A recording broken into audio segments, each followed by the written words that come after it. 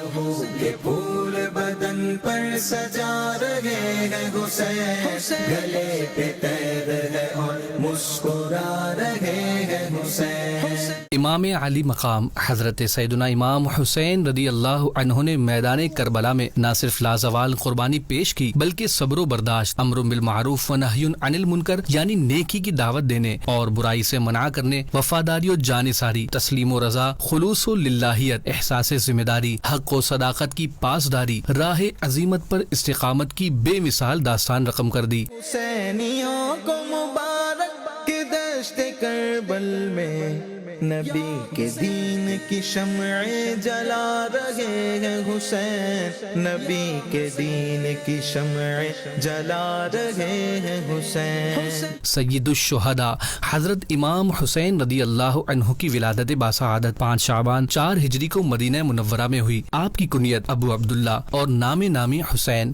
اور لقب سبط رسول و ریحانۃ الرسول ہے۔ رسول اللہ صلی اللہ علیہ وآلہ وصحبہ وسلم نے فرمایا کہ حسین مجھ سے ہیں اور میں حسین سے ہوں، اللہ پاک اس سے محبت کرے جو حسین سے محبت کرے۔ 10 محرم 61 سنہ ہجری جمعہ کے دن کربلا کے میدان میں یزیدی ستمکاروں نے آپ کو شہید کر دیا۔ صدیاں گزر جانے کے بعد بھی واقعہ کربلا کا بیان سننے سے دلوں کو تازگی ملتی، دین پر عمل کا جذبہ اور قربانی کا درس ملتا ہے۔ گھر لٹانا جان دینا کوئی تجھ سے سیکھ جائے، جان عالم ہو فدا اے خاندان اہل بیت۔